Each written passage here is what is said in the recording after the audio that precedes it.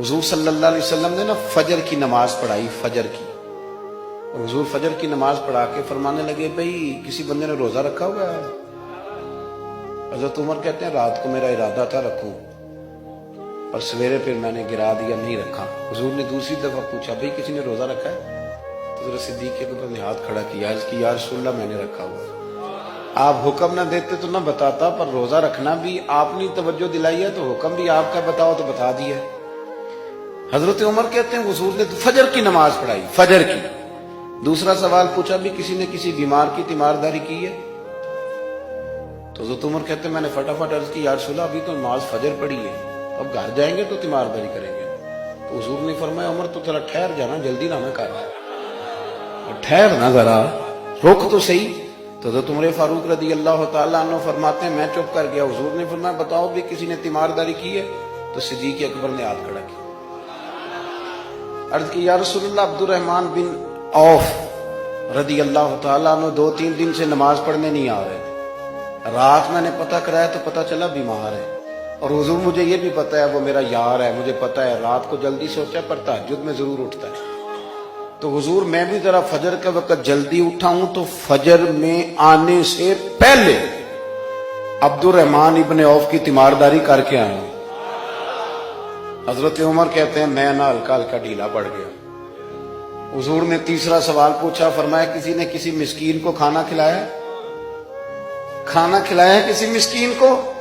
حضرت سیدنا عمر فاروق کہتے ہیں میں نے پھر عرض کی، میں نے کہا یا رسول اللہ ابھی تو فجر پڑی ہے، گھر جائیں گے کوئی چیز لیں گے تو کھانا کھلائیں گے. تو حضور پھر مسکرائے، فرمایا عمر تو ذرا ٹھہر نہیں جاتا، ذرا ٹھہر نہ، ذرا نظارہ تو کرنا، گویا یہ شان صدیق اکبر کا جلسہ ہو رہا، ٹھہرنا.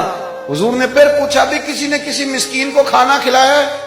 تو حضرت عمر کہتے ہیں لوگ سارے دائیں بائیں دیکھ رہے تھے اور میں چپکے ابو بکر کو دیکھ رہا تھا، کہ مجھے پتا تھا کہ بولنا اسی نہیں ہے، اور دل میرا کر رہا تھا کہ کہہ دوں دیو جناب جواب، دل میرا کر رہا تھا. وہ سمجھ گئے تھے کہ سونا راضی کن کاموں میں. بس یہ نقطہ انہوں نے پا لیا تھا. حضور نے فرمایا بتاؤ کسی مسکین کو روٹی کھلائی ہے؟ تو جناب سیدنا صدیق اکبر نے ہاتھ کھڑا کیا. عرض کی یا رسول اللہ سویرے اٹھا ہوں تو چھوٹا بیٹا بھی اٹھ گیا تھا، اور میرے وضو کرتے سنت پڑھتے ماں سے کہنے لگا بھوک لگ رہی ہے، تو ماں نے 2 روٹیاں بھی پکا دی.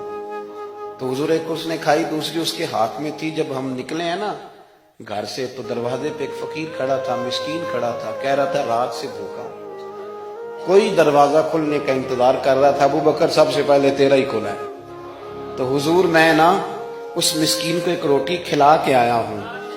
حضرت عمر فاروق کہتے ہیں میں نے گردن جھکا لی اور میرے رسول کریم نے فرمایا اے اللہ میرے ابو بکر پہ رحم فرما، اللہ میرے ابو بکر. وہ سمجھ گئے تھے، مزاج شناست سمجھ آ گئی تھی کہ حضور کن باتوں میں، اور نہ اپنے اوپر وہ سارا کچھ طاری کر لیا تھا انہوں نے، طاری. ان کی ادائیں بالکل ڈھل گئی تھی نبی پاک کی ادائیں.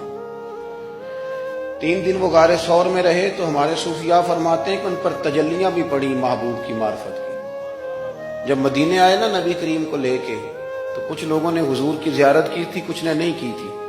تو کچھ آتے تو نبی پاک کی دستبوسی کر کے بیٹھ جاتے، حضرت ابو بکر سے ہاتھ نہ ملاتے، اور کچھ صرف حضرت ابو بکر سے ہاتھ ملاتے اور حضور سے ہاتھ ہی نہ ملاتے. میری بات پہ توجہ ہے آپ حضرات کی؟